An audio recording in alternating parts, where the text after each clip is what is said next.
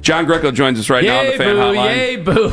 It's so fun to For me. do. Go get your slide whistle and make it slide down. Don't times. you call Mine's for in the slide locker. whistles, you bastard, because I got one right there. Hello, John.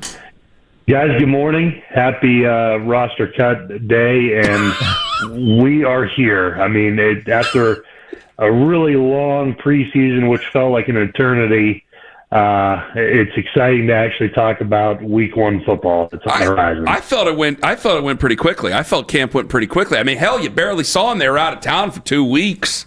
There wasn't a chance for a grind there. What'd you think of the Kenny Pickett trade? In a weird way, I was a little surprised. I think the injury kind of maybe nudged them toward that decision because, the three of us have talked and the folks who listen to your show, we've been talking about this for several weeks, and his lack of availability, I think, never really pushed Joe Flacco or forced their hand to try to make a tough decision. And I think at some point, there was the two rookies kind of traded weeks, so of who looked good, who didn't, and we were hitting the panic button on both of them at times. And then it was like, oh, okay, these guys could both be serviceable backups, and we know they're going to get an opportunity at some point this season. So I just think that injury, the hamstring, and how it potentially could linger, forced their hand. They went with Joe, which maybe a lot of people didn't think that was ever going to be a competition or issue or tough decision. But I was a little surprised. So now you're going in with your 2 rookie draft picks at 2 and 3, and Joe Flacco, 4 years old, 17th or 18th year. I can't even remember what it is now. 18, and yeah, I mean that's kind of what everybody expected. But I thought that they would have kept Pickett and gone with 4. I know that's a little bit unconventional and a head scratcher to some, but just having some veteran kind of experience and leadership there in the event that they have to make a change from Joe, I thought would have been a little bit easier transition into the rookie debut. But I feel like the team obviously feels that they were ready to move on, and those guys are ready to have an opportunity if and when they're ready to move away from Joe. And let's hope that comes way late in the season, or he has the flu, like a Michael Jordan flu game type situation. Let's hope they're not in the dumps record wise, and then you're forced to go to a rookie, and then we have all these awkward conversations with the season's off the rails. Let's hope Joe goes in there, looks terrific, looks polished, looks sharp, like we're expecting him to be, and this conversation happens, way later in the season. If Kenny would have been healthy and Kenny played, do you believe that there's a possibility they could have moved off of Joe Flacco, traded him, or traded even one of the 2 rookies? I don't know if they would have traded one of the 2 rookies, but I do. I honestly think that would have been a conversation and a decision they would have had to have made. And look, we'll never know. None of us will ever truly know. Maybe the players don't even know. I think it's one of those things where this front office, the staff, likes to kind of have everything out on the table and have all options open and available. And it just never happened. Like I said, we will never know. The injury really kind of, derailed any true quarterback competition. And Joe looked good. I mean, let's be honest. Every time that I was watching, or everything you heard out of training camp, he looked good. He looked polished. He looked prepared and ready. And that's what we've talked about, that the veterans on the team and the guys that are on this team that were, convinced to maybe stay on. And I'm talking some of the veterans, Joel, Miles, with that whole situation in the spring.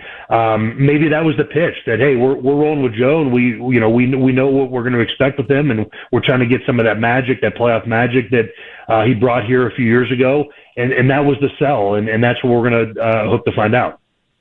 John Greco with us right now, talking Browns. So after Flacco, obviously it's Dylan Gabriel right now as the number 2. Dylan was all over the place this camp, had some really, really rough moments for a while, then kind of blossomed the week of Philadelphia. And then we saw it kind of come to a head this last preseason game where, he had some formidable drives, some nice throws. Also, was at times a little inaccurate too. So you saw a mixed bag overall. What'd you think? Yeah, I think you hit it on the head. And sometimes we just have to take a step back. And Browns fans and media, we've been in this situation since the three of us were born. And we're so hungry for a winning quarterback and someone that can just be the chosen one and the guy that we can put up a statue of, on the lakefront and just be our savior. And sometimes we just have to take a step back. Dylan Gabriel's a third-round draft pick. I think it's a little bit unfair and unrealistic to assume that he's just going to come in and look like, Andrew Luck or somebody that's a first-round pick, a top 10 pick. There's a reason why he wasn't a first or second rounder.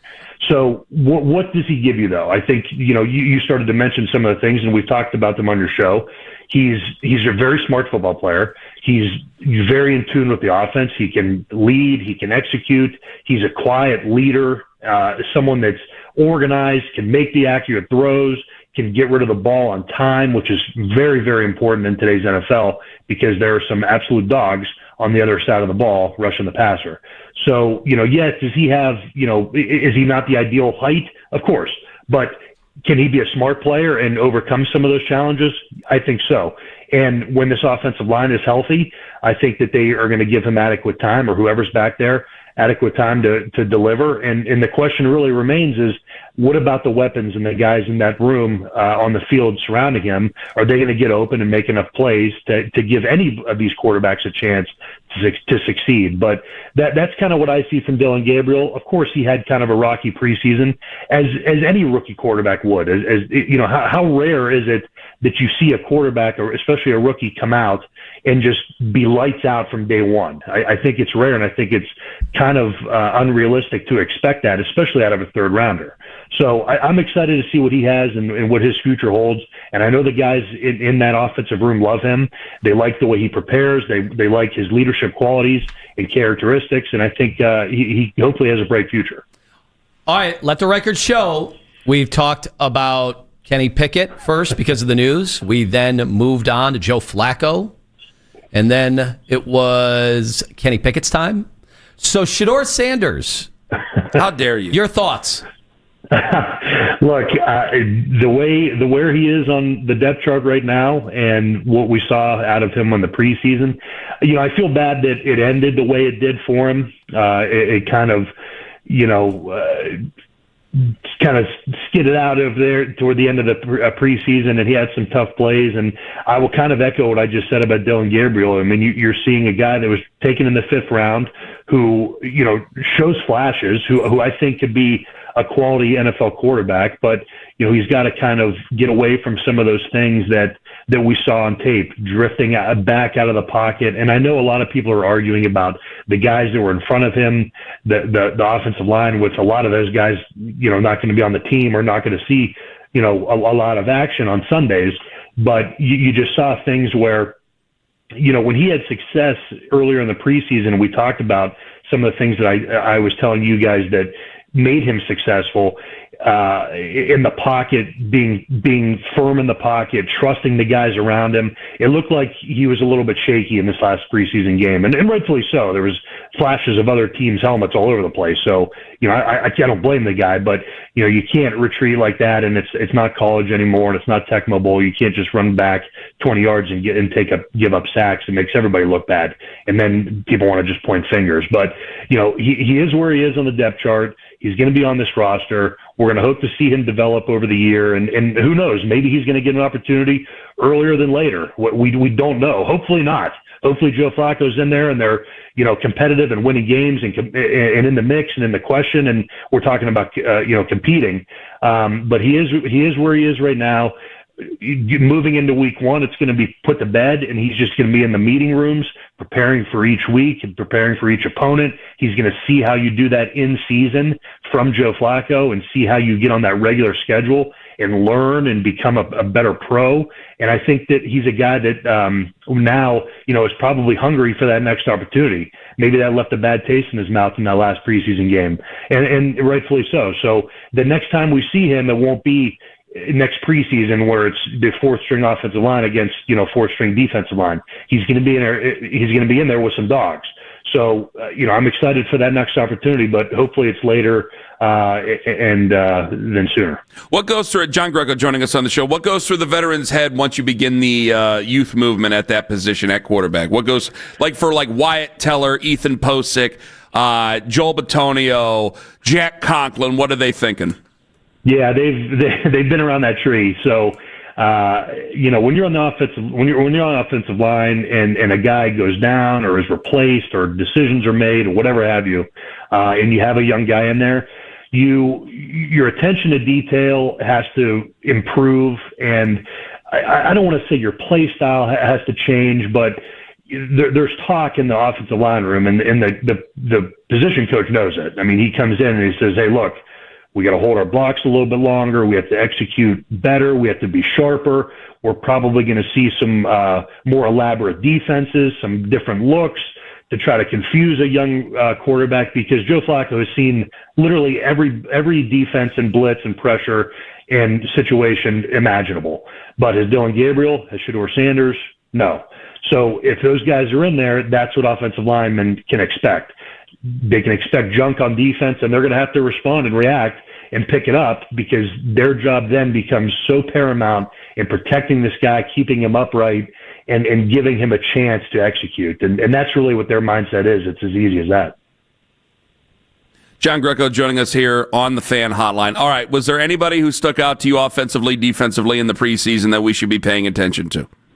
Well, being a MAC guy, Harold Fannin obviously didn't get a whole lot of reps, but I'm really excited about him.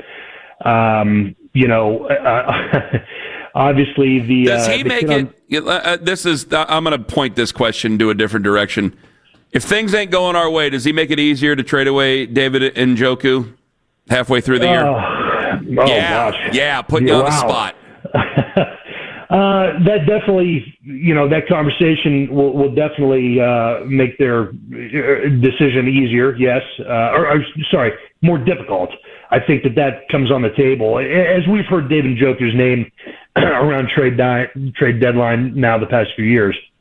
But yeah, if you start to see a young star developing, or someone that's shining and catching passes and being able to block, and being a weapon in the red zone, which I think has really hamstrung this offense in recent years, because they've been able to move the ball. We've seen that, but scoring 6 instead of 3 or missing 3 has been the issue. So yeah, if you have a young guy that's in there, could be have a bright future and be a star in this league. Yeah, of course, that creates conversations for guys that are, starting to get a little bit older, and they're getting more expensive by the year. In particular, when you have a situation where this team is in the cap, definitely that creates a conversation. So I'll talk about a guy. This is low-hanging fruit. Aiden Huntington. Obviously, I saw Baldy breaking him down. I was listening to guys on the radio, and they were going crazy, and it seemed like that guy was all over the field. So in a room defensively where we need them to be the strength, and we need that position group to lead and stay healthy, having a young guy that's an undrafted free agent could be a bright spot and come in and provide depth and maybe disrupt some opposing offensive lines and hit some quarterbacks. I think that would be huge. So that was a guy that impressed me. And being a MAC guy, Harold Fannin, even though he went to Bowling Green, I'm excited about his future. Hey, if Ethan Posick can't go in the opener, how big of a deal is that? That's a very big deal. It's a very big deal. Ethan has, been a quality starter, a veteran, a guy that has led this offensive line now for a while.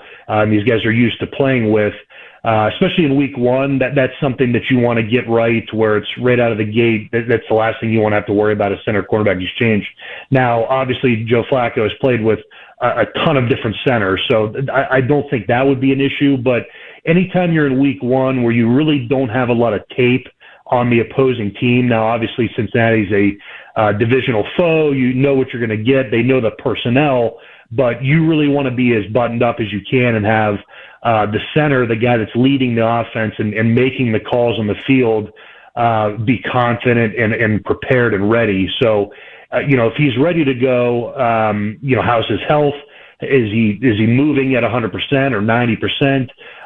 But if he's not in there, is the guy behind him ready to lead the offense and make all the calls? And in pressure situations when the defense is moving, adjusting last second, last minute, right before the snap, is he getting guys in the best spots to pick up pressures, to pick up blitzes? Time will tell. I'm excited. But, yeah, it's a big deal. John, thank you very much for the time. We'll talk to you next Tuesday. Guys, next Tuesday, we will be close. I'm excited. Great talking to you. John Greco on the Fan Hotline.